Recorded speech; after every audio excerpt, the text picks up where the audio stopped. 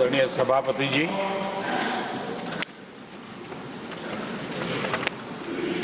आदरणीय राष्ट्रपति जी ने भारत की उपलब्धियों के बारे में, दुनिया की भारत से अपेक्षाओं के बारे में और भारत के सामान्य मानवी का आत्मविश्वास, विकसित भारत बनाने का संकल्प, इन सारे विषयों को लेकर के विस्तार से चर्चा की है। देश को आगे की दिशा भी दिखाई है। आदरणीय राष्ट्रपति जी का अभिभाषण प्रेरक भी था, प्रभावी भी था और हम सब के लिए भविष्य के काम का मार्गदर्शन भी था।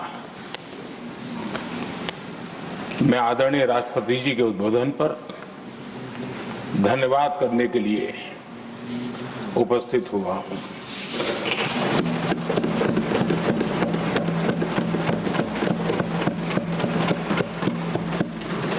आदरणीय सभापति जी, करीब 70 से भी ज्यादा माननीय सांसदों ने अपने बहुमूल्य विचारों से इस आभार प्रस्ताव को समृद्ध करने का प्रयास किया है। यहां पक्ष प्रतिपक्ष दोनों तरफ से चर्चा हुई। हर किसी ने अपने अपने तरीके से राष्ट्रपति जी के अभिभाषण को जिसने जैसे समझा वैसे यहां समझाया और उन्होंने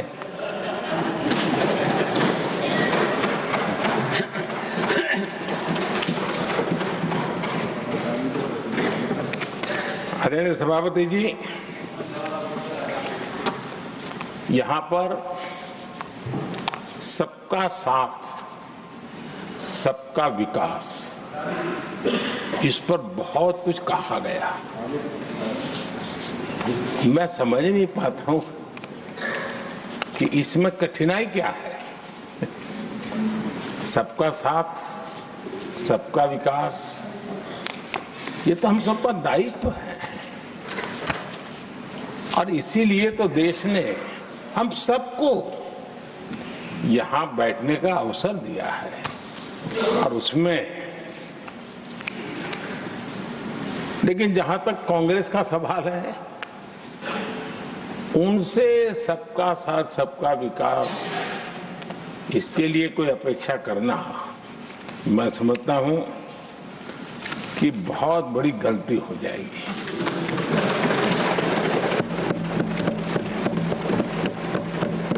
ये उनकी सोच के बाहर है, उनकी समझ के भी बाहर है और उनके रोड मैप में भी ये सूट नहीं करता है, क्योंकि वो इतना बड़ा दल एक परिवार को समर्पित हो गया है।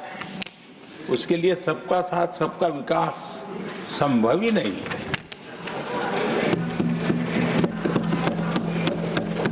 आदरणीय सभापति जी, कांग्रेस ने राजनीति का एक ऐसा मॉडल तैयार किया था जिसमें झूठ, फरेब, भ्रष्टाचार, परिवारवाद, तुष्टीकरण,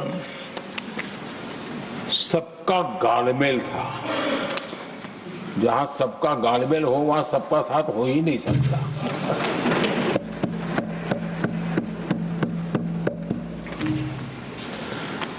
आदरणीय सभापति जी, कांग्रेस के मॉडल में सर्वोपरि है फैमिली फर्स्ट और इसलिए उनकी नीति, रीति, उनकी वाणी, उनका वर्तन, उस एक चीज को संभालने में ही खपता रहा है। 2014 के बाद देश ने हमें सेवा करने का अवसर दिया और मैं उस देश की जनता का आभारी हूं कि हमें तीसरी बार लगातार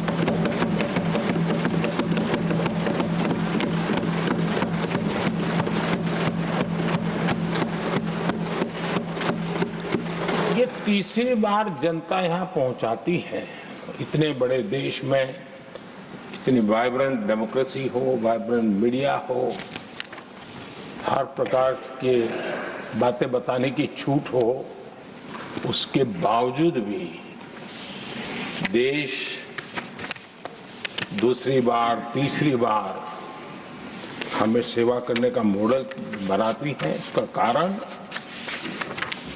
देश की जनता ने हमारे विकास के मॉडल को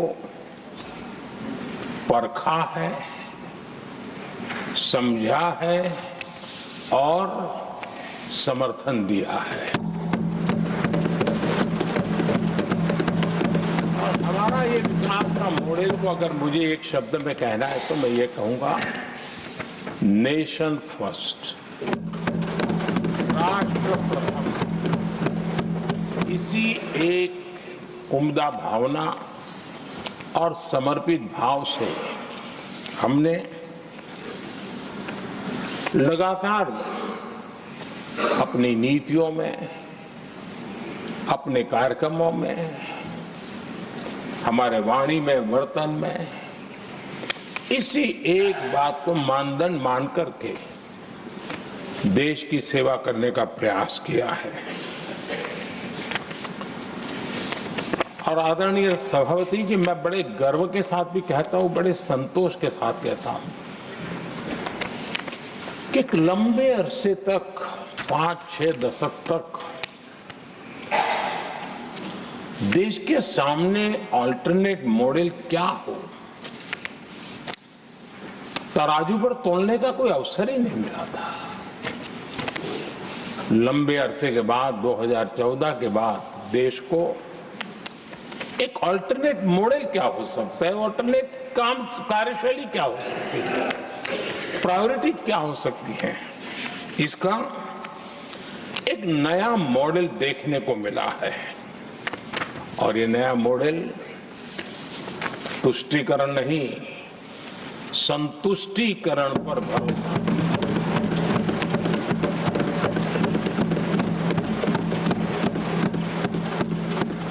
पहले के मॉडल में, खास करके कांग्रेस के कालखंड में, तुष्टीकरण, हर चीज में तुष्टीकरण, यही उनका एक प्रकार से औषधि बन गई थी उनकी राजनीति को करने की। और उन्होंने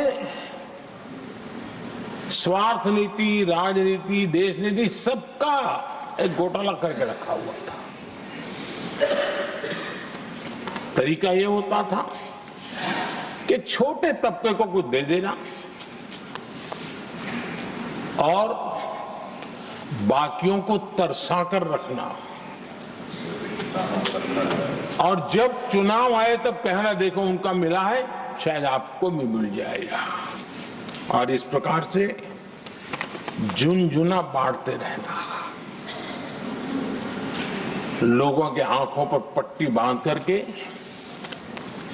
अपनी राजनीतिक सियासत को चलाए रखना, ताकि चुनाव के समय वोट की खेती हो सके। यही कार्य चलता रहा।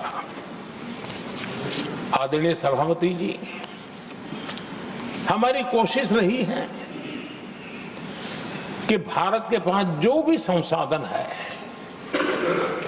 उन संसाधनों का ऑप्टिमम यूटिलाइजेशन किया जाए। भारत के पास जो समय है, उस समय का भी बर्बादी से बचा करके पल पल का उपयोग देश की प्रगति के लिए, जन सामान्य के कल्याण के लिए, उसी पर वो खर्च हो। और इसलिए हमने एक अप्रोच अपनाया, सैचुरेशन का अप्रोच।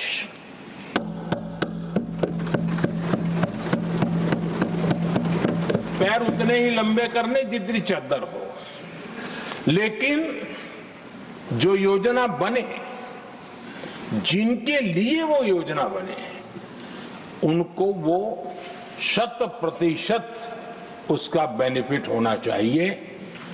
किसी को दिया, किसी को नहीं दिया, किसी को लटका करके रखा और उसको हमेशा प्रताड़ित करते रखना और उसको निराशा की गर्त में धकेल देना, उन सिचुएशन से हमने बाहर आकर के सैचुरेशन अप्रोच की ओर हमारे काम को आगे बढ़ाया है।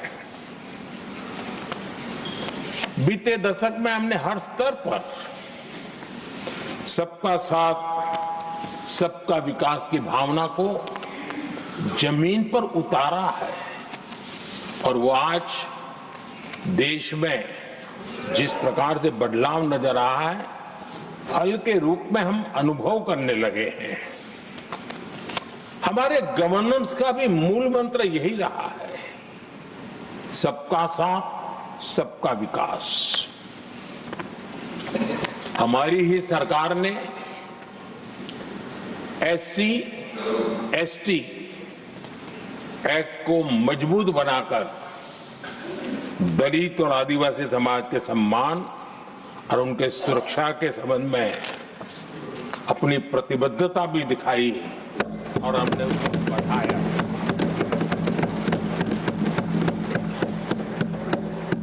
आदरणीय सभापति जी, आज जातिवाद का जहर फैलाने के लिए भरपूर प्रयास हो रहा है, लेकिन 3 दशक तक दोनों सदन के ओबीसी एमपीस और सभी दलों के ओबीसी एमपीस सरकारों से मांग करते रहे थे कि ओबीसी आयोग को संवैधानिक दर्जा दिया जाए। ठुकरा दिया गया, इनकार किया गया, क्योंकि शायद उस समय उनकी राजनीति को ये सूट नहीं करता होगा, क्योंकि तुष्टीकरण की राजनीति के और फैमिली फर्स्ट की राजनीति में जब वो बैठेगा तब तक वो चर्चा तक के हित में भी नहीं आता है। आदरणीय सभापति जी, ये मेरा सौभाग्य है कि हम सब ने मिलकर के 3 दशक से मेरे ओबीसी समाज ने जिस बात के लिए मांगे की, आशाएं रखी, जिसको निराश करके रखा गया था, हमने आकर के इस आयोग को संवैधानिक दर्जा दिया।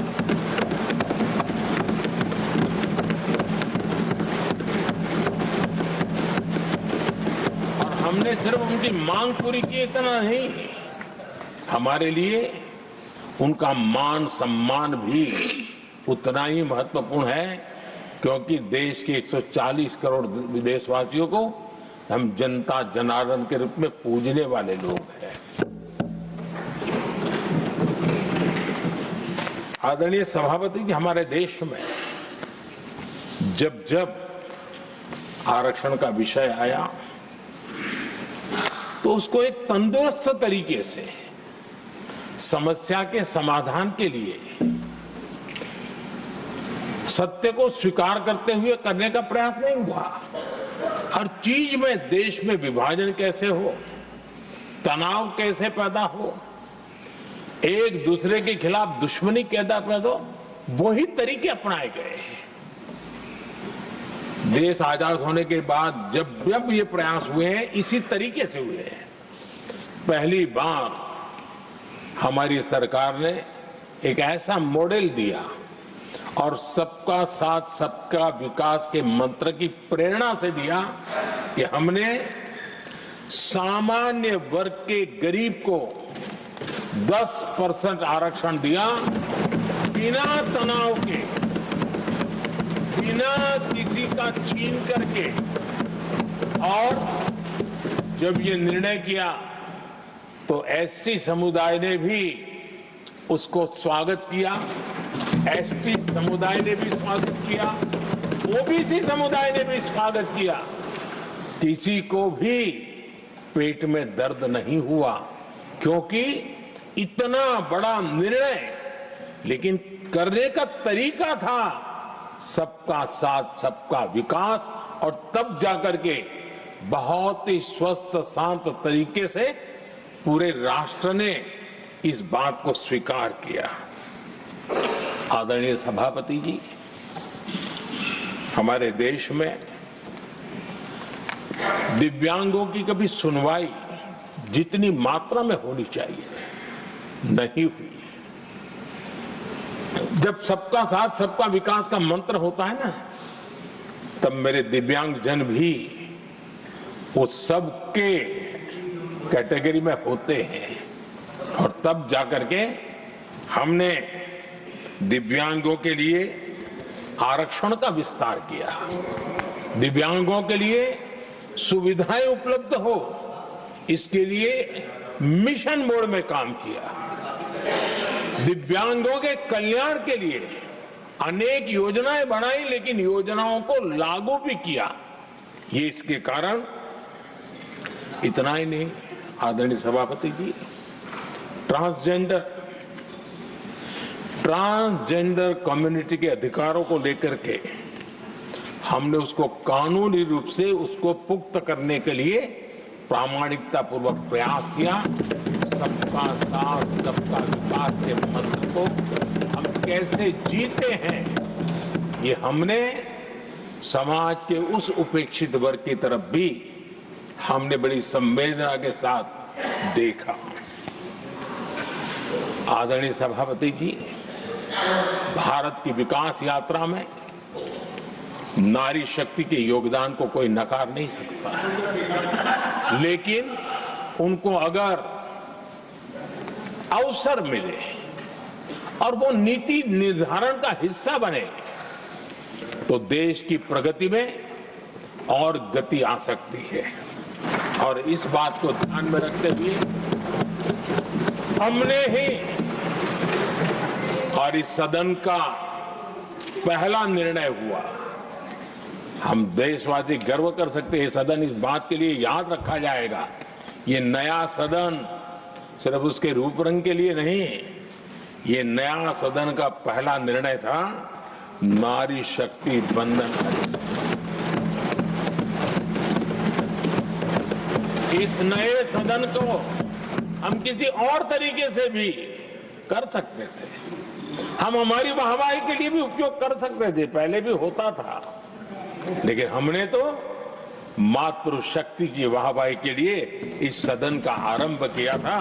और मातृशक्ति के आशीर्वाद से ये सदन अपना कार्य आरंभ किया है। आदरणीय सभापति जी, हम जानते हैं, इतिहास की तरफ अब थोड़ी नजर करें।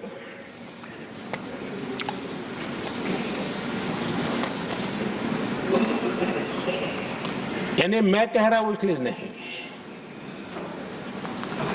बाबा साहब आंबेडकर के साथ कांग्रेस को कितनी नफरत रही थी, उनके प्रति कितना गुस्सा था, और किसी भी हालत में बाबा साहब की हर बात के प्रति कांग्रेस चिढ़ जाती थी। और इसके सारे दस्तावेज मौजूद है। और इस गुस्से को दो बार बाबा साहब को चुनाव में पराजित करने के लिए क्या कुछ नहीं किया गया।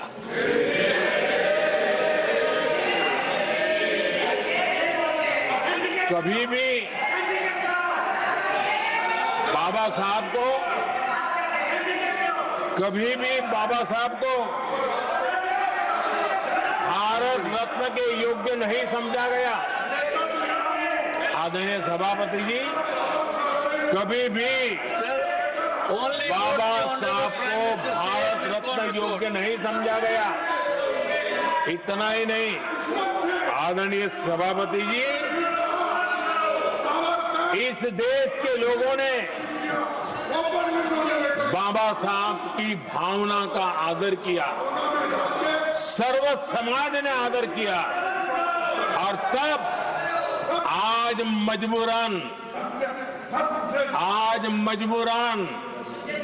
कांग्रेस को जय भीम बोलना पड़ रहा है, उनका मुंह सूख जाता है।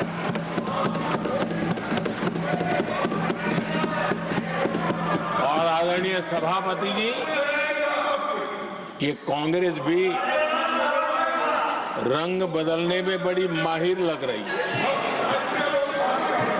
इतनी तेजी से अपना नकाब बदल देते हैं, ये इसमें साफ साफ नजर आ रहा है। आदरणीय सभापति जी, आप कांग्रेस का अध्ययन करेंगे तो कांग्रेस की राजनीति, जैसे हमारा मूल मंत्र रहा सबका साथ सबका विकास, वैसा उनका हमेशा रहा कि दूसरे की लकीर छोटी करना।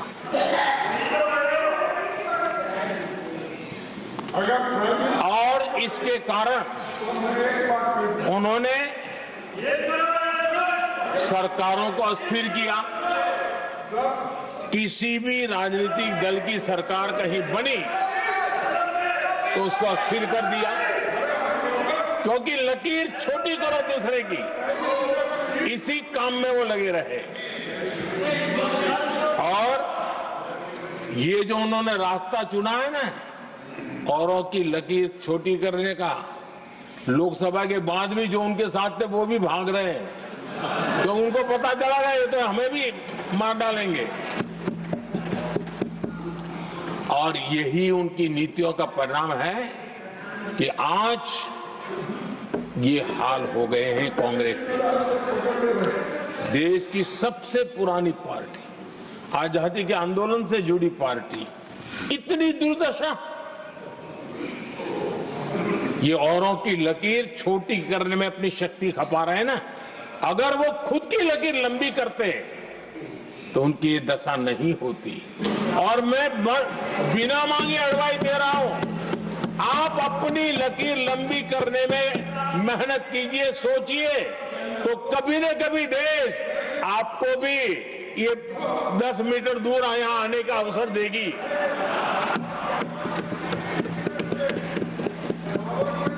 आदरणीय सभापति जी, बाबा साहब ने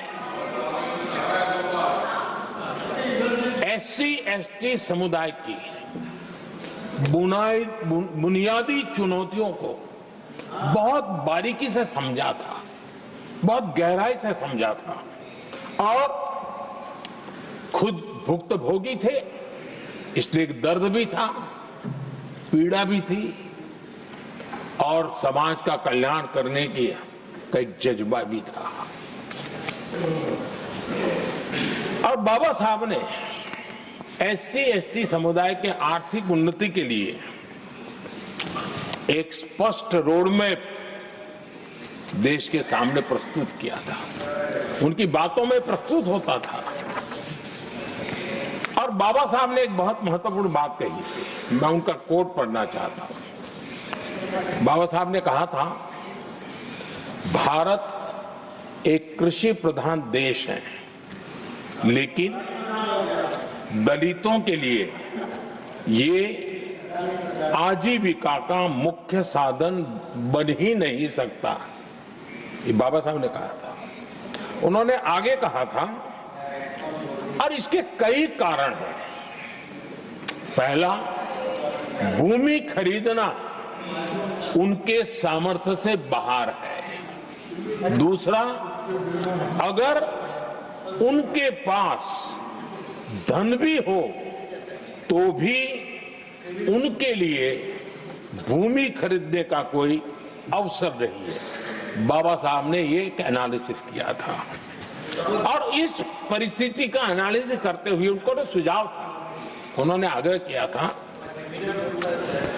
कि दलितों के साथ, हमारे आदिवासी भाई बहनों के साथ, वंचितों के साथ ये जो अन्याय हो रहा है, ये जो मुसीबत में जीने के लिए वो मजबूर हो रहे हैं, इसका एक उपाय है देश में इंडस्ट्रियलाइजेशन को बढ़ावा दिया जाए। औद्योगिकरण के पक्षकार थे बाबा साहब, क्योंकि औद्योगिकरण करने के पीछे उनकी कल्पना साफ थी। स्किल बेस्ड जॉब्स और एंटरप्रेन्योरशिप के लिए, आर्थिक आत्मनिर्भरता के लिए दलित, आदिवासी, वंचित समूहों को एक अवसर मिलेगा और उसे वो उत्थान का एक सबसे महत्वपूर्ण हथियार मानते थे। लेकिन आजादी के इतने सालों के बावजूद भी, इतने साल कांग्रेस को सत्ता में रहने का अवसर मिला, तब भी बाबा साहब की इन बातों को पर गौर करने का भी उनको समय नहीं था। उन्होंने बाबा साहब की इस विचारों को पूरी तरह खारिज कर दिया। एससी एसटी समुदाय की आर्थिक लाचारी बाबा साहब समाप्त करना चाहते थे। उसे कांग्रेस ने ऐसा उल्टा काम किया कि उसको गहरा संकट बना दिया। आदरणीय सभापति जी, 2014 में हमारी सरकार ने इस सोच को बदला और हमने प्राथमिकता देते हुए स्किल डेवलपमेंट, फाइनेंशियल इंक्लूजन और इंडस्ट्रियल ग्रोथ पर हमने जोर दिया। हमने पीएम विश्वकर्मा योजना बना करके समाज का वो तबका जिसके बिना समाज की रचना ही संभव नहीं है, और हर गांव में छोटे छोटे रूप में बिखरे हुए समाज, जो पारंपरिक कार्य करने वाले हमारे विश्वकर्मा भाई बहन, लोहार हो, कुम्हार हो, समाज के सोनार हो, ऐसे सारे जो वर्ग के लोग हैं, पहली बार देश में उनके लिए कोई चिंता हुई और उनको ट्रेनिंग देना, टेक्नोलॉजिकल अपग्रेडेशन के लिए नए औजार देना, डिजाइनिंग में उनको मदद करना, आर्थिक सहायता करना, उनके लिए बाजार उपलब्ध कराना, ये सारा दिशाओं में एक विशेष काम हमने अभियान चलाया हुआ है। और समाज का ये वर्ग है जिसकी तरफ किसी ने ध्यान नहीं दिया, और समाज नियंत्रण में जिसका महत्वपूर्ण रोल है, उस विश्वकर्मा समाज की हमने चिंता।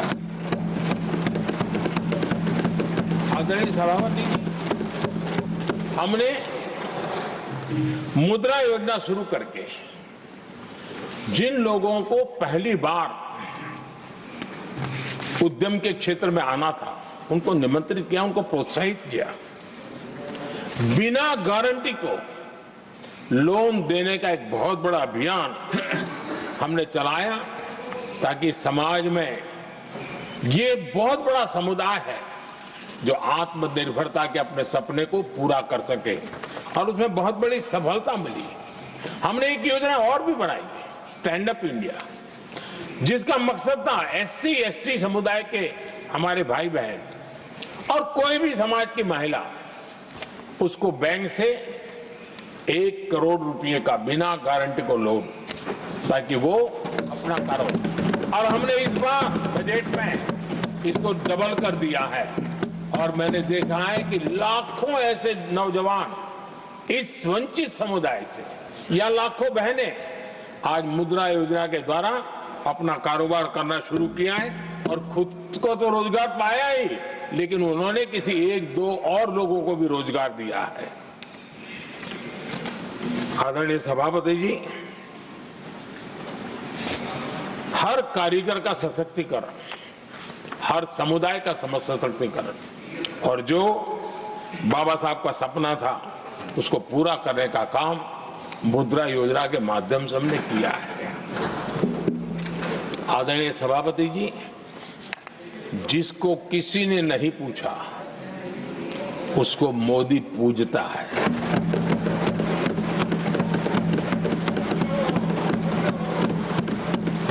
गरीब, वंचित, उसकी का कल्याण ये हमारी प्राथमिकता है।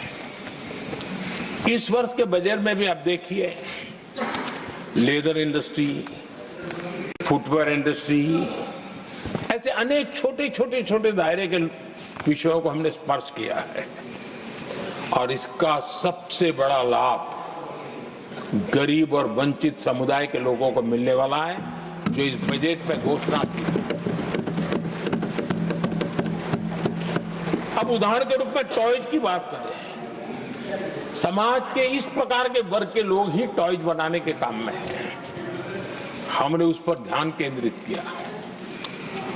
बहुत सारे गरीब परिवारों को अनेक प्रकार की उसमें मदद दी गई और उसका परिणाम आज आया है कि टॉयज हम एक्सपोर्ट करने की आदत में फंसे हुए थे, आज इंपोर्ट करने की आदत में फंसे हुए थे, आज हमारे टॉयज 3 गुना एक्सपोर्ट हो रहे हैं और जिसका फायदा समाज के एक बहुत ही नीचे के तबके में जीने वाले, मुसीबतों से गुजारा करने वाले समुदाय को मिल रहा है। आदरणीय सभापति जी, हमारे देश में एक बहुत बड़ा समुदाय है, मछुआरा समुदाय। इन मछुआरे साथियों के लिए हमने एक अलग मिनिस्ट्री तो बनाई, लेकिन जो बेनिफिट किसान क्रेडिट में किसानों को मिलता था, हमने वो किसान क्रेडिट कार्ड के सारे बेनिफिट हमारे मछुआरे भाई बहनों को भी दिया, ये सुविधा दी। अलग मिनिस्ट्री बनाई, ये काम किया और करीब 40,000 करोड़ रुपया हमने इसके अंदर इंफ्यूज किया है। फिशरीज सेक्टर को बल दिया है और इसका प्रयास इन प्रयासों का परिणाम ये आया है कि हमारा मछली उत्पादन 2 गुना और एक्सपोर्ट भी 2 गुना हुआ है और जिसका सीधा बेनिफिट हमारे मछुआरे भाई बहनों को हुआ है। यानी समाज के सबसे उपेक्षित हमारे बंधु हैं, उनको हमने सबसे ज्यादा प्राथमिकता दे करके हमने काम करने का प्रयास किया है। आदरणीय सभापति जी, यहाँ जो जातिवाद का जहर फैलाने की जिनको नया शौक लग गया है, हमारे देश के आदिवासी समाज, उन आदिवासी समाज में भी कई स्तर की स्थितियां हैं। कुछ समूह ऐसे हैं जिनकी संख्या बहुत कम है और जो करीब देश में 200-300 जगह पे बिखरे हुए हैं और कुल आबादी उनकी बहुत कम है, लेकिन वो ऐसे उपेक्षित रहे हैं, उनकी बारीकियों को जाने तो दिल दहलाने वाली बात है। और मेरा सद्भाग्य रहा कि राष्ट्रपति जी से इस विषय में मुझे काफी गाइडेंस मिला, क्योंकि उस समाज को काफी निकट से राष्ट्रपति जी जानती है और उसी में से आदिवासी समाज में भी बहुत वंचित अवस्था में जीने वाला एक जो छोटा तबके के लोग व बिखरे पड़े लोग हैं, उनको विशेष रूप से योजना में लाने का प्रयास हुआ और हमने पीएम जनमन योजना बनाई और 24,000 करोड़ रुपए ताकि उनको कुछ सुविधाएं मिले, उनके कल्याण के काम हो और वे भी सबसे पहले तो अन्य आदिवासी समाज की बराबरी तक तो पहुंचे और फिर पूरे समाज की बराबरी करने के लिए योग्य बने। उस दिशा में हमने काम किया है। आदरणीय सभापति जी, समाज के अलग अलग तबकों की चिंता तो की है। हमने देश के अलग अलग भूभाग में भी कुछ ऐसी स्थितियां हैं कि जिसमें बहुत पिछड़ापन है। जैसे हमारे सीमावर्ती गांव, उनको बैकवर्ड विलेज करके छोड़ दिया गया था, आखिरी गांव करके छोड़ दिया गया था। हमने सबसे पहले मनोवैज्ञानिक परिवर्तन लाया। हम ये जो दिल्ली पहले और बाद में सब धीरे धीरे जो जाए दूर जाता जाए आखिर चला जाए, हमने बदल दिया। हमने तय किया कि सीमा पर जो लोग हैं वो पहले और वो अंदर की तरफ आता जाए। जहां सूरज की किरण सबसे पहले आती है और जहां सूरज की आखिरी किरण भी जिनके पास होती है, ऐसे आखिरी गांव उनको हमने फर्स्ट विलेज के रूप में विशेष दर्जा देते हुए, विशेष योजना बनाते हुए हमने उनके विकास के कामों को, इतना ही नहीं, उसको प्राथमिकता इतनी दी कि मैंने पिछले टर्म में मंत्री परिषद के साथियों को ऐसे दूर दराज के गांवों में 24 घंटे रुकने के लिए भेजा था। और -15 डिग्री वाले कुछ विलेजेस थे, वहां भी हमारे मंत्री वहां जाकर के रुके थे, उनको समझने का, उनकी समस्याओं के समाधान के लिए प्रयास किया था। और हमने 15 अगस्त 26 जनवरी में जो मेहमान बुलाते हैं, उसमें भी ये जो सीमा पर बसे हुए हमारे पहले विलेज है, आज उनके प्रधानों को हम 26 जनवरी 15 अगस्त में बुलाते हैं। राष्ट्रपति जी के यहाँ एट होम में होते हैं, क्योंकि हमारी कोशिश है सबका साथ सबका विकास, और इसलिए खोजते रहते हैं कि हम किसको, अभी भी पहुंचना बाकी है, चलो जल्दी करो। आदरणीय सभापति जी, वाइब्रेंट विलेज की योजना देश की सुरक्षा के लिए भी बहुत उपयोगी हो रही है, बहुत महत्वपूर्ण हो रही है, और हम उसको भी बल दे रहे हैं। आदरणीय सभापति जी, राष्ट्रपति जी ने गणतंत्र के 75 वर्ष के मौके पर संविधान निर्माताओं से प्रेरणा लेने का भी आग्रह अपने अभिभाषण में किया है। मैं आज बड़े संतोष के साथ कह सकता हूं कि हमारे संविधान निर्माताओं की जो भावना थी, उसी का आदर करते हुए, उसी से प्रेरणा लेते हुए हम आज आगे बढ़ रहे हैं। कुछ लोगों को लगता होगा ये यूसीसी क्या लाए हैं, लेकिन जो संविधान सभा की डिबेट पढ़ेंगे उनको पता चलेगा कि हम उस भावना का यहाँ लाने का प्रयास कर रहे हैं। कुछ लोगों की राजनीति आड़े आती होगी, लेकिन हम संविधान निर्माताओं की भावना को जीते हैं ना, तब जाकर के ये साहस करते हैं और कमिटमेंट के साथ पूरा करने का प्रयास करते हैं। आदरणीय सभापति जी, संविधान निर्माताओं का आदर करना चाहिए था। संविधान निर्माताओं के एक एक बात से प्रेरणा लेने की थी, लेकिन ये कांग्रेस है जिसने आजादी के तुरंत बाद ही संविधान निर्माताओं की भावनाओं की धज्जियां उड़ा दी थी। और ये बहुत दुख के साथ मुझे कहना पड़ रहा है। आप कल्पना कर सकते थे कि जब देश में चुनी हुई सरकार नहीं थी, एक स्टॉप गैप अरेंजमेंट था चुनाव तक का, वो स्टॉप गैप अरेंजमेंट में जो बैठे थे महाशय, उन्होंने संविधान में संशोधन कर दिया। आते ही चुनी हुई सरकार करती तो थोड़ा भी तो समझ आता था, लेकिन उतना भी इंतजाम नहीं किया। और किया क्या उन्होंने फ्रीडम ऑफ स्पीच को कुचला, फ्रीडम ऑफ स्पीच को कुचला। अखबारों पर, प्रेस पर लगाम लगाई और और डेमोक्रेट का टैग लगाकर घूमते रहे दुनिया में। देश के डेमोक्रेसी का महत्वपूर्ण स्तंभ उसको कुचलने का काम हुआ और ये संविधान की भावना का पूरी तरह अनादर था।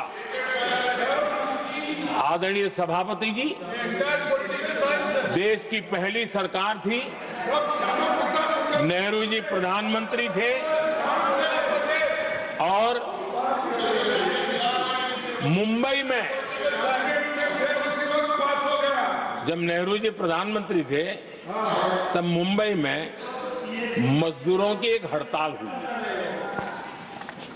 उसमें मशहूर गीतकार मजरूह सुल्तानपुरी जी ने एक गीत गाया था, कॉमनवेल्थ का दास है। ये कविता उन्होंने गाई थी। कविता गाने मात्र के गुणे में नेहरू जी ने देश के एक महान कवि को जेल में ठूस दिया।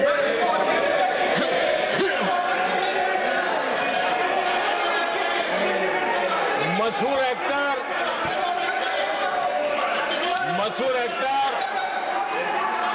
बलराज साहनी जी सिर्फ एक जुलूस में शामिल हुए थे, आंदोलन करने वालों के जुलूस में शामिल हुए थे, इसलिए बलराज साहनी जी को जेल में बंद कर दिया गया। आदरणीय सभापति जी, लता मंगेशकर जी के भाई हृदयनाथ मंगेशकर जी ने वीर सावरकर पर एक कविता स्वरबद्ध करके आकाशवाणी पर प्रस्तुत करने का योजना बनाई। इतने मात्र पर हृदयनाथ मंगेशकर जी को आकाशवाणी से हमेशा के लिए बाहर कर दिया गया। आदरणीय सभापति जी, इसके बाद देश ने इमरजेंसी का भी दौर देखा है। आदरणीय सभापति जी, इस देश ने इमरजेंसी का भी दौर देखा है। संविधान की किस प्रकार से कुचला गया, संविधान के स्पिरिट को किस प्रकार से रौंदा गया और वो भी सत्ता सुख के लिए किया गया, ये देश जानता है। और इमरजेंसी में प्रसिद्ध सिने कलाकार देवानंद जी से आग्रह किया गया कि वे इमरजेंसी का समर्थन करें पब्लिकली। देवानंद जी ने साफ इमरजेंसी पर समर्थन करने से इनकार कर दिया। उन्होंने हिम्मत दिखाई और इसलिए दूरदर्शन पर देवानंद जी की सभी फिल्मों को प्रतिबंधित कर दिया गया।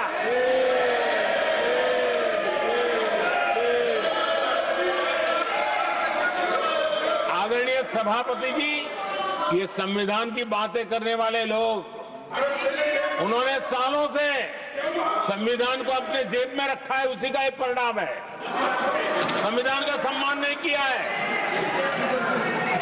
आदरणीय सभापति जी किशोर कुमार जी, उन्होंने कांग्रेस के लिए गाना गाने से मना किया। इस एक गुनाह के लिए आकाशवाणी पर किशोर कुमार के सभी गानों को प्रतिबंधित कर दिया गया।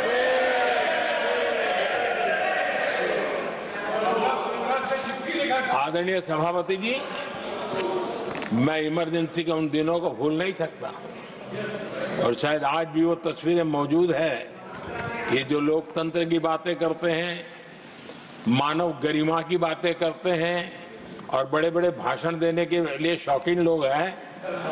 आपातकाल में जॉर्ज फर्नांडिस समेत देश के महानुभावों को हथकड़ियां पहनाई गई थी, जंजीरों से बांधा गया था। संसद के सदस्य, देश के गणमान्य नेता, उनको हथकड़ियां और जंजीरों से बांधा गया था। इनके मुंह में संविधान शब्द शोभा नहीं देता है।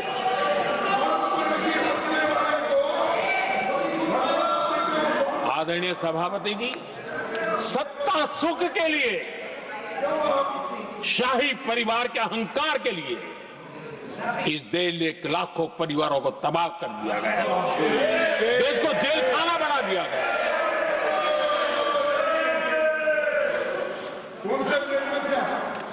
बहुत लंबा संघर्ष चला। ये अपने आप को बहुत बड़ा 30 बार खा मारने वालों को जनता जनार्दन की ताकत को स्वीकार करना पड़ा, घुटने टेकने पड़े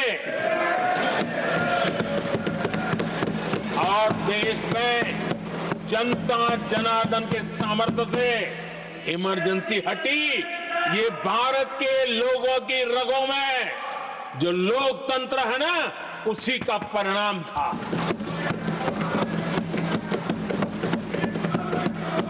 हमारे माननीय खड़गे जी आपके सामने बढ़िया बढ़िया शेर सुनाते रहते हैं और उनका शौक है शेर सुनाने का। और सभापति जी आप भी बड़ा मजा लेते हैं।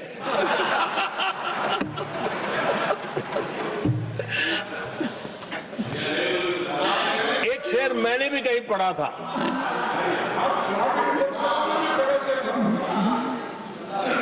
तमाशा करने वालों को क्या खबर, तमाशा करने वालों को क्या खबर, हमने कितने तूफानों को पार कर दिया जलाया है, हमने कितने तूफानों को पार कर दिया जलाया है। आदरणीय सभापति जी,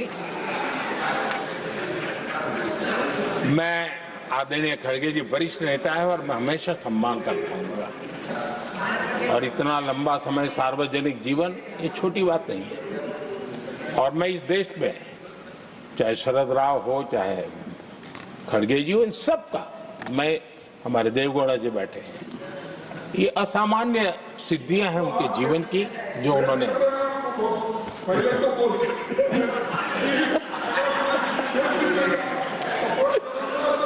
ऐसा है खड़गे जी, आपको आपके घर में तो ये बातें सुनने को नहीं मिलेगी, नहीं बता दिया।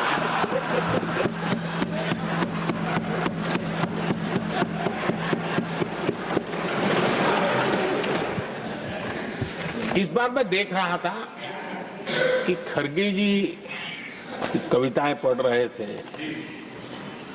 लेकिन जो बातें बता रहे थे और आपने बड़ा सही पकड़ा था कि जरा बताओ तो सही भी ये कविता है कब की है?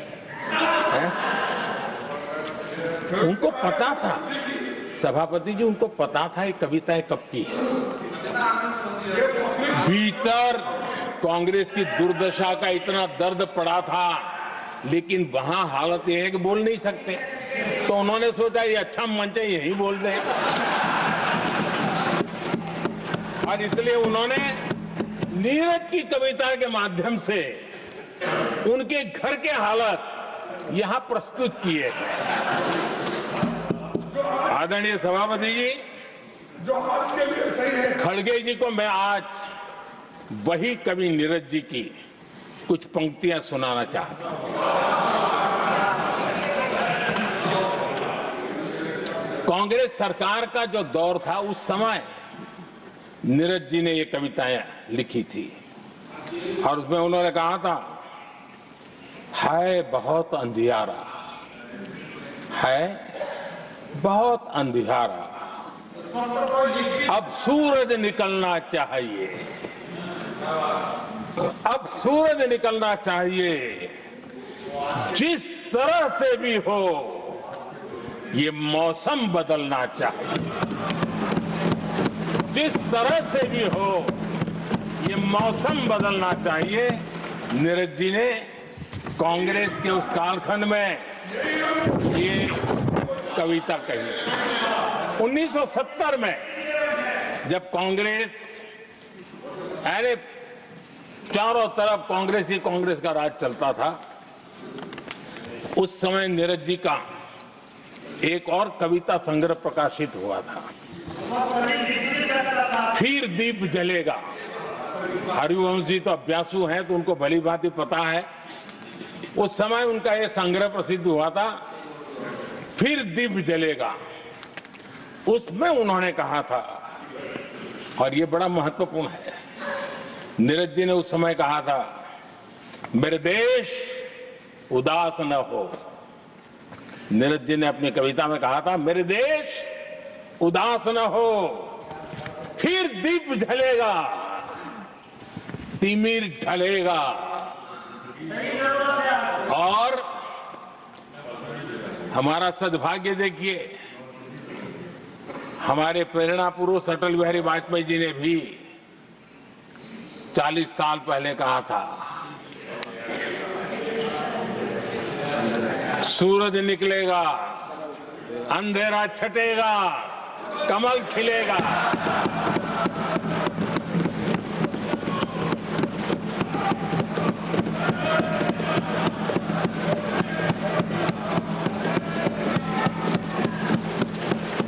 आदरणीय नीरज जी ने कहा था, जब तक कांग्रेस का सूरज चमकता रहा, देश ऐसा ही अंधेरे में रहता रहा।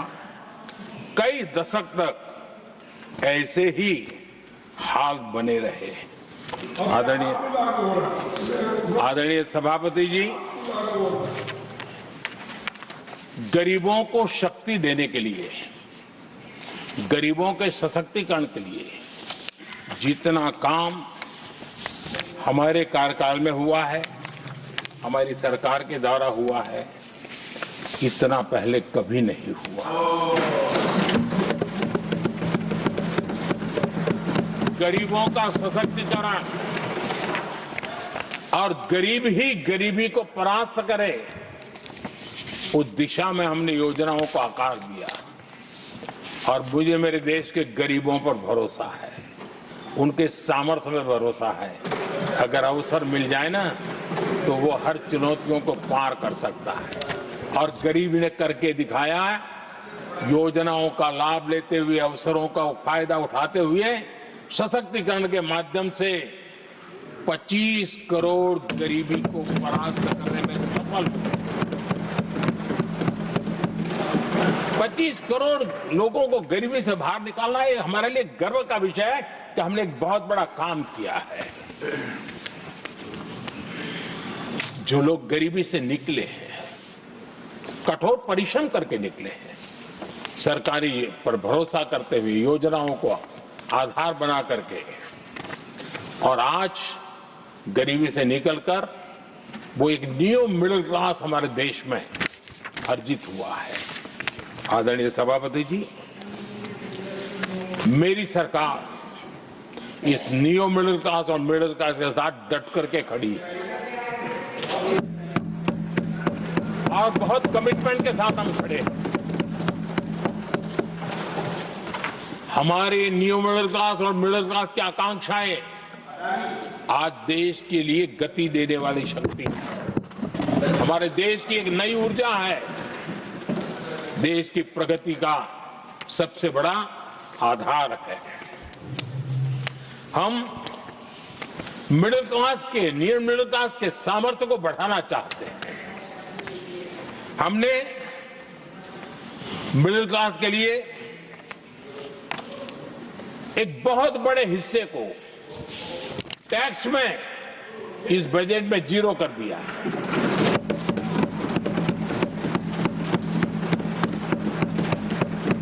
2013 में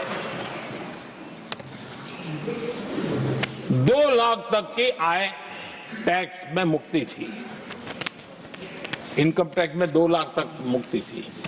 आज हमने 12 लाख तक टैक्स में मुक्ति कर दी। हम 70 साल से ऊपर के किसी भी वर्ग के क्यों न हो, किसी भी समाज से क्यों न हो, उनको आयुष्मान योजना का लाभ देकर के, और उसका सबसे बड़ा लाभ मिडिल क्लास के बुजुर्गों को मिल रहा है।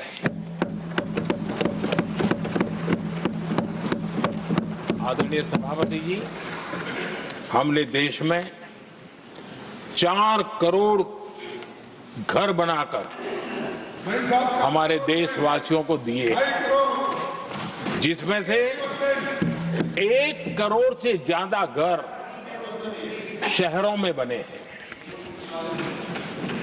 हमने घर खरीदने वालों के साथ बहुत बड़ा फ्रॉड हुआ करता था, उनको सुरक्षा देना बहुत जरूरी था, और इसी सदन में हमने रेरा का कानून बनाया है, जो आज मध्यम वर्ग के घर के सपने के खिलाफ जो रुकावटें थी, उसको दूर करने एक महत्वपूर्ण हथियार बना है। इस बार बजट में स्वामी इनिशिएटिव लाया गया है, जो हाउसिंग प्रोजेक्ट अटके हुए हैं, जिसमें मध्यम वर्ग के पैसे रुके हुए हैं और उनकी सुविधाएं अटकी हुई हैं, उनके उस काम के लिए 15,000 करोड़ रुपया इस बजट में हमने आवंटित किया है, ताकि मध्यम वर्ग के उन सपनों को पूरा कर सकें। आदरणीय सभापति जी, स्टार्टअप का रिवॉल्यूशन जिसको आज दुनिया ने देखा है, और उसका एक प्रभाव भी है। ये स्टार्टअप चलाने वाले कौन है? ये स्टार्टअप चलाने वाले नौजवान ज्यादातर मिडिल क्लास के नौजवान हैं। आज पूरी दुनिया भारत के प्रति आकर्षित है, खास करके G20 समूहों की देश के 50-60 स्थानों पर जो मीटिंगें हुई, उसके कारण भारत को जो पहले सभी दिल्ली, मुंबई या बेंगलुरु मानते थे, भारत को विशालता का उनको पता चला है, और आज विश्व का भारत के टूरिज्म के प्रति आकर्षण बढ़ा है। और जब टूरिज्म बढ़ता है तो व्यवसाय के भी अनेक अवसर आते हैं, और उसका लाभ भी हमारे मिडिल क्लास को बहुत मिलने वाला है, उनके आय के साथ।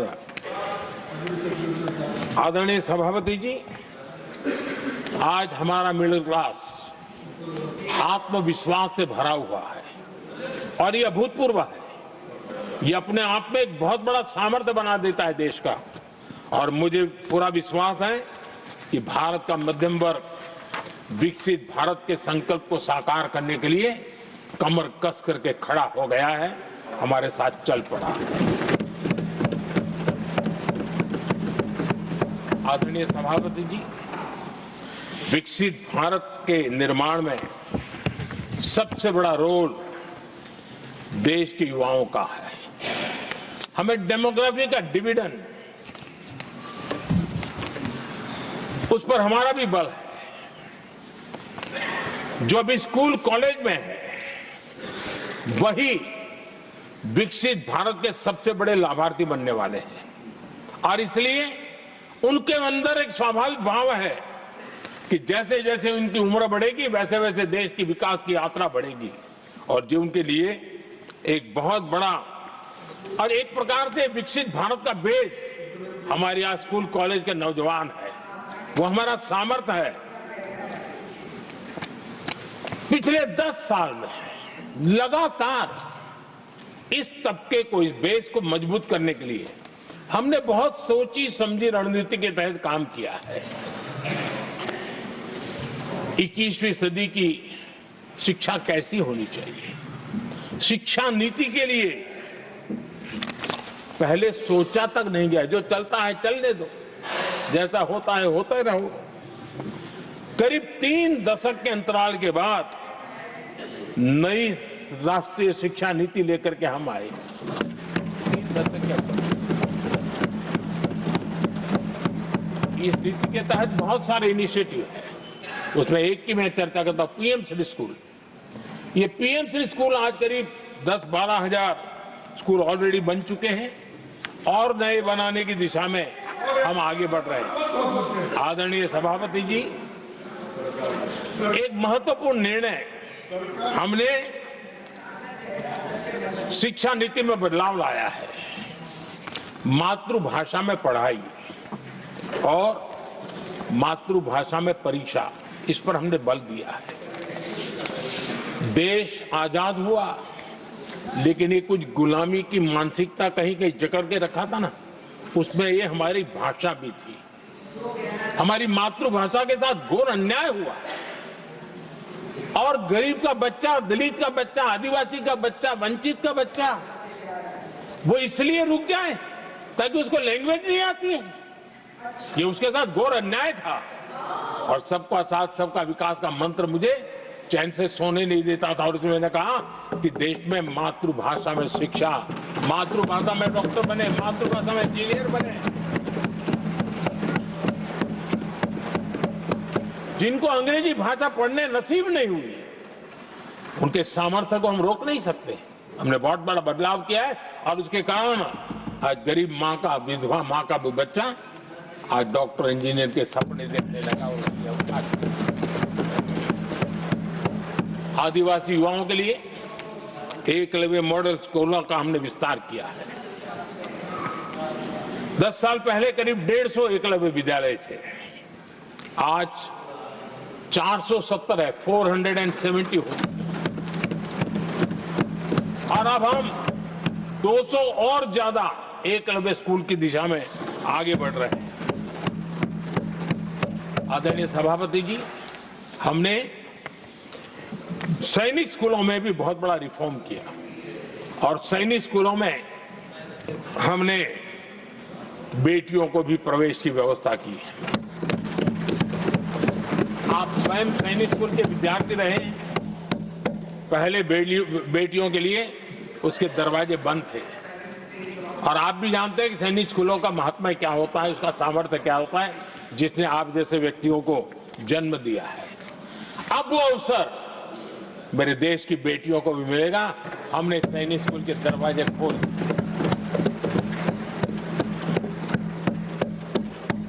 और अभी हमारी सैकड़ों बेटियां देशभक्ति के इस माहौल में अपनी पढ़ाई कर रही हैं और देश के लिए जीने का जज्बा सहज रूप से उनके भीतर पनप रहा है। आदरणीय सभापति जी, युवाओं के ग्रूमिंग में एनसीसी की बहुत बड़ी भूमिका है। हम में से जो भी एनसीसी के संपर्क में रहा है उसे मालूम है कि उस उम्र में और उस कालखंड में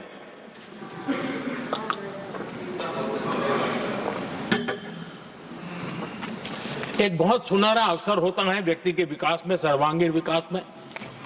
उसको एक एक्सपोजर मिलता है। बीते वर्षों में एनसीसी में अभूतपूर्व विस्तार हुआ है। हमने उसको भी जकड़ करके बैठ गए थे। 2014 तक एनसीसी में करीब 14 लाख कैडेट हुआ करते थे। आज वो संख्या 20 लाख पार कर गई।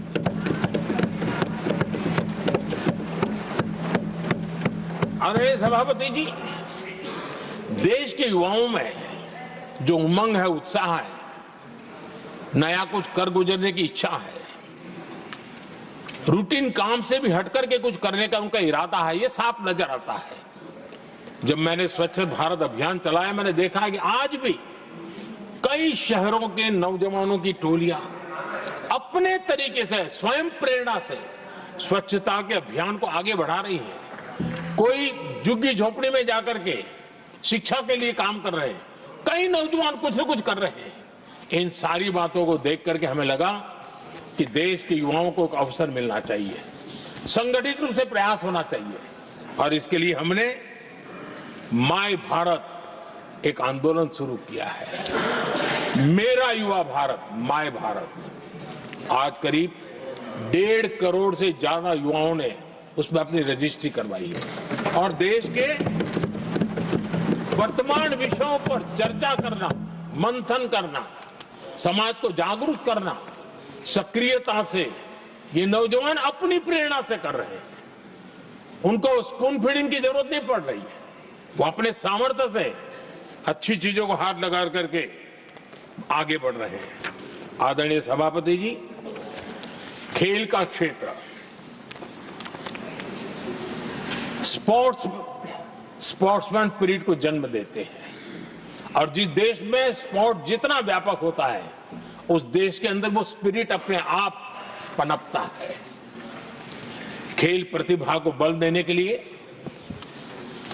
हमने अनेक आयामों पर काम शुरू किया है।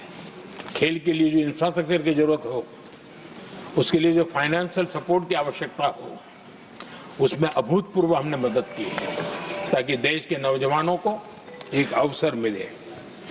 Target Olympic podium scheme tops और खेलो इंडिया अभियान हमारे स्पोर्ट्स इकोसिस्टम को पूरी तरह ट्रांसफॉर्म करने की ताकत रखते हैं और हम अनुभव भी कर रहे हैं। पिछले दिनों 10 साल में जितने भी इंटरनेशनल स्पोर्ट्स इवेंट हुए हैं, भारत ने अपना झंडा गाड़ दिया, भारत ने अपना सामर्थ्य दिखा दिया है, भारत के नौजवानों ने अपना लोहा बनवा लिया है और उसमें हमारी बेटियां भी उतना ही दमखम के साथ दुनिया के सामने भारत की ताकत का प्रदर्शन कर रही है। आदरणीय सभापति जी, किसी भी देश को विकासशील से विकसित की जो यात्रा होती है उसमें जन कल्याण के कामों का अपना महत्व है, लोक कल्याण के कामों का अपना महत्व है, लेकिन इंफ्रास्ट्रक्चर एक बहुत बड़ा कारण होता है, बहुत बड़ी ताकत होता है और विकासशील से विकसित की यात्रा इंफ्रास्ट्रक्चर से गुजरती है और हमने इंफ्रास्ट्रक्चर का महत्व को समझा है और हमने इस पर बल दिया है। और जब इंफ्रास्ट्रक्चर की बात होती है तो ये भी जरूरी है कि वो समय सर पूरे हो, जिसकी हम कल्पना करें, योजना करें, आवश्यकता समझे, लेकिन लटके रहे तो उसका फायदा नहीं मिलता है। उससे टैक्सपेयर का पैसा भी बर्बाद होता है और देश उस लाभ से वंचित रह जाता है, अनेक सालों तक इंतजार करता है, उसका बहुत बड़ा भारी नुकसान होता है जिसको शब्दों में गिना नहीं जा सकता है। कांग्रेस के कालखंड में अटकाना, भटकाना, लटकाना ये उनका कल्चर बन गया था और उसके कारण ये राजनीति का हिस्सा था। इस प्रोजेक्ट को करने देना, नहीं करने देना, उसमें राजनीतिक तराजू रहता था। सबका साथ सबका विकास का मंत्र नहीं होता था। एक भी नहीं होना। इस कांग्रेस कल्चर से मुक्ति पाने के लिए हमने एक प्रगति नाम की व्यवस्था बनाई और नियमित रूप से मैं स्वयं इस प्रगति प्लेटफॉर्म के माध्यम से इंफ्रास्ट्रक्चर का प्रोजेक्ट्स का डिटेल मॉनिटरिंग करता हूं। कभी ड्रोन से भी उस एरिया की वीडियोग्राफी और लाइव इंटरेक्शन करता हूं। काफी मैं उसमें इन्वॉल्व रहता हूं। करीब 19 लाख करोड़ रुपए के ऐसे जो प्रोजेक्ट अटके पड़े हुए थे किसी न किसी कारण से, राज्य और केंद्र का कोऑर्डिनेशन नहीं होगा, एक डिपार्टमेंट का दूसरे डिपार्टमेंट से कोऑर्डिनेशन नहीं होगा, फाइलों में कहीं लटका पड़ा होगा, इन सारी चीजों का रिव्यू करता हूं और ऑक्सफोर्ड यूनिवर्सिटी ने उस पर अध्ययन किया इस प्रगति के हमारे इनिशिएटिव पर और बहुत बड़ा उसने अच्छा रिपोर्ट दिया है और उसमें उसने एक बहुत बड़ा सुझाव दिया है। उसने कहा प्रगति के इनिशिएटिव के बारे में कहा है। उन्होंने कहा प्रगति के अनुभवों से सीखते हुए अन्य विकासशील देशों के पास भी इंफ्रास्ट्रक्चर के विकास में क्रांति लाने का एक मूल्यवान अवसर है। ये प्रगति को सभी डेवलपिंग कंट्रीज के लिए उन्होंने सुझाव दिया। पहले काम कैसे होते थे, मैं तथ्यों के साथ कोई उदाहरण देना चाहता हूं ताकि पता चले कि कैसे देश को नुकसान किया गया है।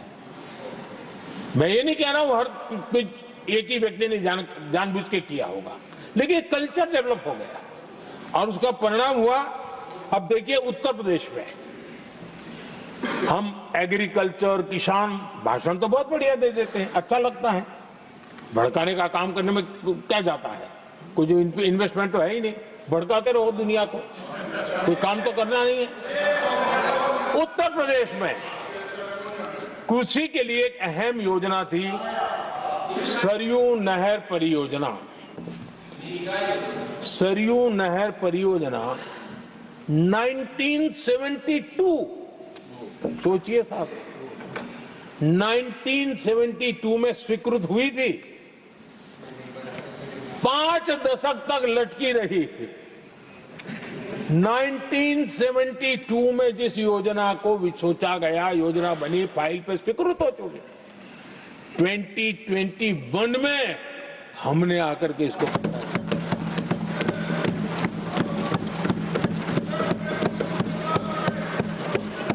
आदरणीय सभापति जी,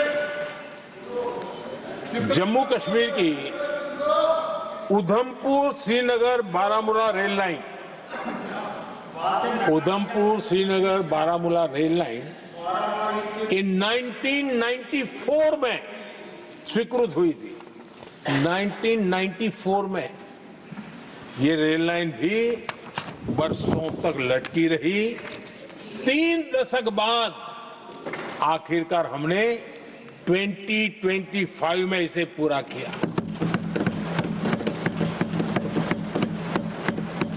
आदरणीय सभापति जी, ओडिशा की Haridaspur Paradip rail line, Haridaspur Paradip rail line 1996 में स्वीकृति हुई थी।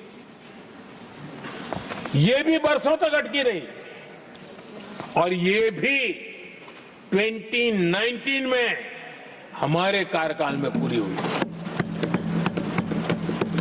आदरणीय सभापति जी, असम का बोगीबिल ब्रिज 1998 में स्वीकृत हुआ था, ये भी हमारी सरकार ने 2018 में पूरा किया। और मैं ऐसे आपको सैकड़ों उदाहरण दे सकता हूं। अटकाना, लटकाना, भटकाना, ये कल्चर कितने देश को बर्बाद किया है, सैकड़ों उदाहरण दे सकता हूं। आप कल्पना कर सकते हैं, कांग्रेस ने अपने कार्यकाल में देश के लिए, देश जिसके लिए हकदार था, जो होने की संभावनाएं भी थी, इस प्रगति का न करते हुए कितनी बर्बादी की है, इसका आप अंदाज लगा सकते हैं। इंफ्रास्ट्रक्चर प्रोजेक्ट्स में सही प्लानिंग और समय सही एजुकेशन, इसके लिए पीएम गति शक्ति नेशनल मास्टर प्लान बनाया है। पीएम गति शक्ति में जो लोग डिजिटल वर्ल्ड में इंटरेस्टेड हैं, उनके लिए जरूरी है समझना, और मैं तो चाहूंगा इसको राज्यों ने भी उपयोग करना चाहिए। पीएम गति शक्ति प्लेटफॉर्म में 1600 डेटा लेयर्स हैं हमारे देश के अलग अलग कामों के, और निर्णय प्रक्रिया को तेज करते हैं, सरल करते हैं, और उसको लागू करने में भी बहुत तेजी से उसको लागू किया जा सकता है। तो आज गति शक्ति प्लेटफॉर्म अपने आप में एक बहुत बड़ा इंफ्रास्ट्रक्चर के काम को गति देने वाला आधार बन गया है। आदरणीय सभापति जी,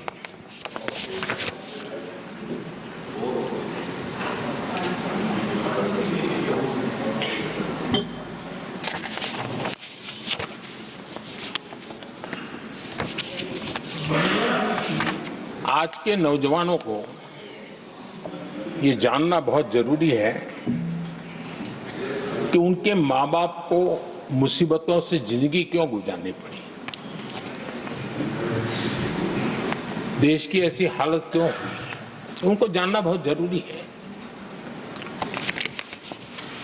अगर बीते दशक में डिजिटल इंडिया के लिए हम प्रोएक्टिव न होते, हम कदम न उठाते, तो आज जैसी सुविधाएं लेने में हमें कई साल इंतजार करना पड़ता। ये हमारे प्रोएक्टिव डिसीजन और प्रोएक्टिव एक्शन का परिणाम है कि आज हम समय के साथ या कहीं कहीं समय से आगे चल रहे हैं। आज देश में 5G टेक्नोलॉजी दुनिया में सबसे तेज गति से व्याप्त हमारे देश में हो रहा है। आदरणीय सभापति जी, मैं अतीत के अनुभवों से कह रहा हूं, कंप्यूटर हो, मोबाइल फोन हो, एटीएम हो, ऐसी कई टेक्नोलॉजी दुनिया के कई देशों में हमारे से बहुत पहले पहुंच चुकी थी, लेकिन भारत में आते आते दशकों बीत गए तब जाकर के पहुंचा। अगर मैं हेल्थ की बात करूं, बीमारी की बात करूं, टीकाकरण की बात करूं, जैसे चेचक, बीसीजी का टीका, जब हम गुलाम थे तब दुनिया में वो टीकाकरण हो रहा था, कुछ देशों में हो चुका था, लेकिन भारत में ये दशकों बाद आया। पोलियो की वैक्सीन हमने दशकों तक इंतजार करना पड़ा, दुनिया आगे बढ़ चुकी थी, हम पीछे रह गए थे। कारण यह था कांग्रेस ने देश की व्यवस्था को ऐसे जकड़ करके रखा था। उनको लगता था सारा ज्ञान सरकार में जो बैठे हैं उन्हीं को है, वही सब कर लेंगे, और उसी का एक परिणाम था लाइसेंस परमिट राज। मैं देश के नौजवानों को कहूंगा, लाइसेंस परमिट राज का कितना जुल्म था, देश विकास नहीं कर सकता था, और लाइसेंस परमिट राज यही कांग्रेस की पहचान बन गई थी। आदरणीय सभापति जी, कंप्यूटर का जब शुरुआती दौर था तो कंप्यूटर को इंपोर्ट करना चाहता है तो उसके लिए लाइसेंस लेना होता था, कंप्यूटर लाने के लिए, और कंप्यूटर लाने के लाइसेंस पाने में भी सालों लग जाते थे। आदरणीय सभापति जी, वो दिन थे मकान बनाने के लिए सीमेंट चाहिए तो सीमेंट के लिए भी परमिशन लेना पड़ता था, मकान बनाने के। इतना ही नहीं सभापति जी, शादी ब्याह में अगर चीनी की जरूरत हो, चीनी चाय पिलानी हो, तो भी लाइसेंस लेना पड़ता था। मेरे देश के नौजवानों को पता होना, और मैं आजाद भारत की बात कर रहा हूं, मैं अंग्रेजों के कालखंड की बात नहीं कर रहा हूं, कांग्रेस के कालखंड की बात कर रहा हूं। और कांग्रेस के एक पूर्व वित्त मंत्री जो अपने आप को बहुत ज्ञानी मानते हैं, उन्होंने माना था कि लाइसेंस परमिट के बिना कोई काम होते नहीं है, सारे काम लाइसेंस परमिट के रास्ते से ही गुजरते हैं। और उन्होंने ये भी कहा था कि लाइसेंस परमिट बिना रिश्वत को नहीं होता है। मैं कांग्रेस के वित्त मंत्री ने जो कहा वो कह रहा हूं, बिना रिश्वत को नहीं होता है। अब कोई बहुत आसानी से समझ सकता है, उस जमाने में रिश्वत मतलब हाथ की सफाई कौन करता था भाई, ये कौन पंजा था, वो पैसा कहां जाता था देश का नौजवान भली भांति समझ सकता है। यही इस सदन में कांग्रेस के एक माननीय सदस्य हैं, मौजूद है, जिनके पिताजी के पास खुद के पैसे थे, किसी से लेना नहीं था, और कार खरीदना चाहते थे। यहां मौजूद एक एमपी है कांग्रेस के, उनके पिताजी खुद के पैसे से कार खरीदना चाहते थे। 15 साल तक उनको कार के लिए इंतजार करना पड़ा था कांग्रेस के राज में।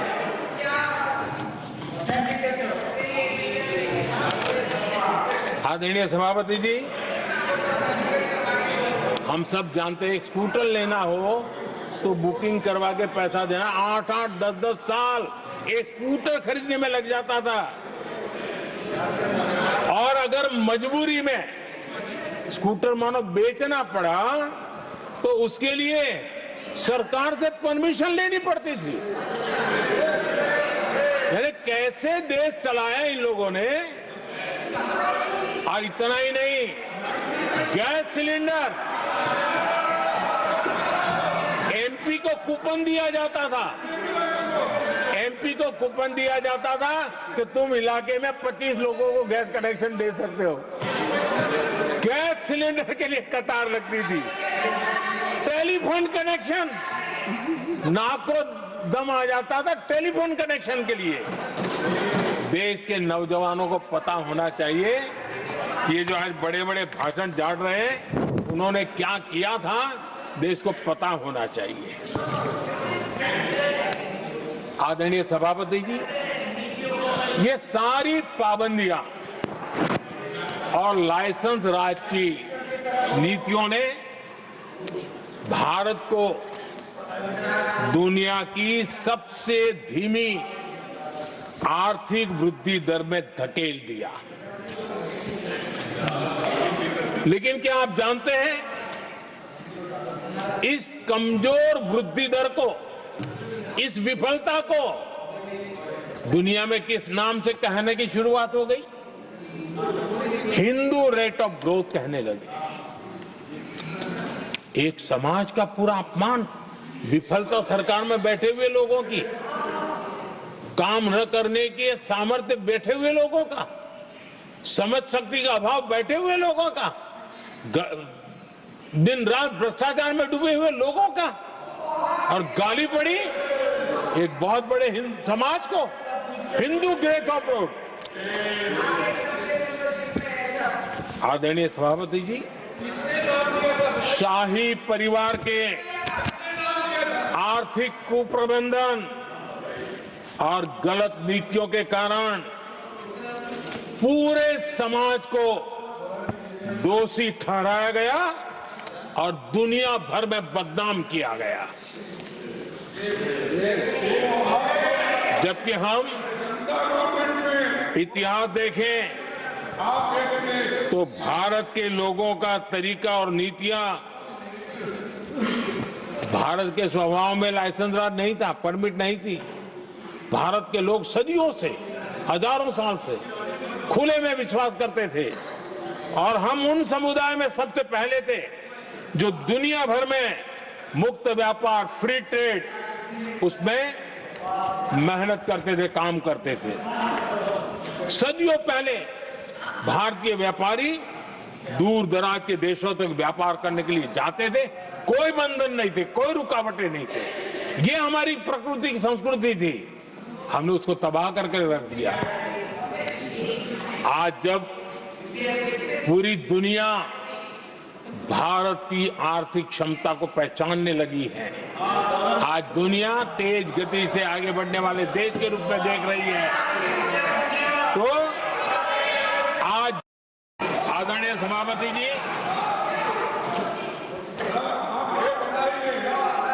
सभापति जी,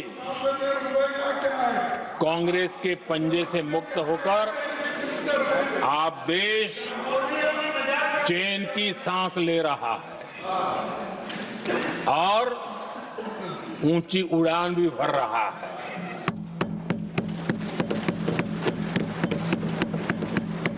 कांग्रेस के लाइसेंस राज और उसकी कुनीतियों से बाहर निकलकर हम मेक इन इंडिया को बढ़ावा दे रहे हैं। भारत में मैन्युफैक्चरिंग बढ़ाने के लिए हमने पीएलआई स्कीम शुरू की, एफडीआई से जुड़े रिफॉर्म्स किए।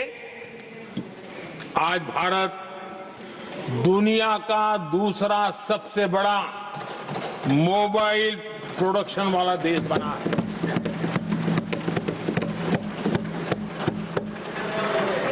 पहले हम ज्यादातर फोन बाहर से इंपोर्ट कर रहे थे, अब हमारी पहचान एक मोबाइल एक्सपोर्टर के रूप में बनी है।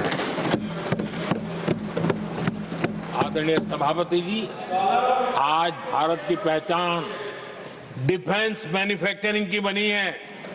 10 साल में हमारा डिफेंस प्रोडक्ट्स 10 गुना एक्सपोर्ट बढ़ा है। 10 साल में 10 गुना बढ़ा है। आदरणीय सभापति जी, भारत में सोलर मॉड्यूल मैन्युफैक्चरिंग भी 10 गुना बढ़ गए हैं। आज हमारा देश दुनिया का दूसरा सबसे बड़ा स्टील प्रोड्यूसर देश है। 10 सालों में हमारा मशीनरी और इलेक्ट्रॉनिक एक्सपोर्ट तेजी से आगे बढ़ा है। बीते 10 सालों में भारत का टॉयज एक्सपोर्ट 3 गुना से ज्यादा बढ़ गया है। इन्हीं 10 सालों में एग्रो केमिकल एक्सपोर्ट भी बढ़ा है। कोरोना के कालखंड में हमने 150 से ज्यादा देशों को वैक्सीन और दवाइयां सप्लाई की। मेड इन इंडिया, हमारे आयुष और हर्बल प्रोडक्ट का एक्सपोर्ट भी बहुत तेज गति से बढ़ा है और बढ़ रहा है। आदरणीय सभापति जी, खादी जो कांग्रेस ने की तो सबसे बड़ा एक काम करते ना खादी के लिए, तो भी मुझे लगता है हाँ ये आजादी के आंदोलन के लोगों से कुछ प्रेरणा आगे बढ़ा रहे हैं, वो भी नहीं किया।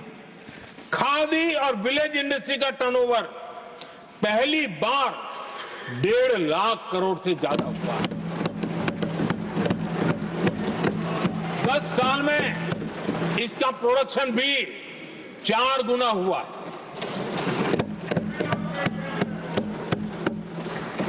इस सारी मैन्युफैक्चरिंग का बहुत बड़ा लाभ हमारे एमएसएमई सेक्टर को मिला है। इससे देश में बड़ी संख्या में रोजगार के अवसर तैयार हुए हैं। आदरणीय सभापति जी, हम सभी जनता के प्रतिनिधि हैं। हम जनता जनार्दन के सेवक हैं। जनप्रतिनिधि के लिए देश और समाज का मिशन ही सब कुछ होता है और सेवा व्रत लेकर के ही जनप्रतिनिधियों के लिए काम करना उनका दायित्व होता है। आदरणीय सभापति जी, देश की हम सभी से अपेक्षा है कि हम विकसित भारत को आत्मसात करने के लिए कोई कमी हमारी तरफ से नहीं रहनी चाहिए। हम सबका सामूहिक दायित्व होना चाहिए। ये देश का संकल्प है, ये किसी सरकार का संकल्प नहीं है, किसी व्यक्ति का संकल्प नहीं है, 140 करोड़ देशवासियों का संकल्प है। और सभापति जी, मेरे शब्द लिख करके रखिए, जो लोग विकसित भारत के संकल्प से अपना को अछूता रखेंगे, देश उनको अछूता कर देगी। हर किसी को जुड़ना पड़ेगा, अब बच करके नहीं रह सकते, क्योंकि भारत का मिडिल क्लास, भारत का नौजवान पूरी ताकत के साथ देश को आगे बढ़ाने में जुट चुका है। और इसलिए आदरणीय सभापति जी, जब प्रगति की राह पर देश चल पड़ा है, विकास की नई ऊंचाइयों को देश अर्जित कर रहा है, तब हम सबकी भूमिका बड़ी महत्वपूर्ण है। सरकारों में विरोध होना लोकतंत्र का स्वभाव है, नीतियों का विरोध होना लोकतंत्र का जिम्मेवारी भी है, लेकिन घोर विरोधवाद, घोर निराशावाद और अपनी लकीर लंबी नहीं करनी, दूसरी लकीर को छोटा करने की कोशिशें विकसित भारत में रुकावट बन सकती है। हमें उसे मुक्त होना होगा और हमें आत्ममंथन भी करना होगा, निरंतर मंथन करना होगा। मुझे भरोसा है कि सदन में जो चर्चा हुई है उसमें से जो उत्तम चीजें हैं उसको लेकर के हम आगे बढ़ेंगे और हमारा मंथन जारी रहेगा। हमें निरंतर ऊर्जा राष्ट्रपति जी के उद्बोधन से मिलती रहेगी।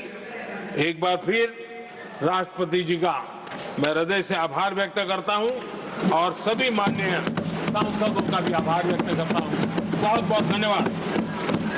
I shall now put the amendment, Mr.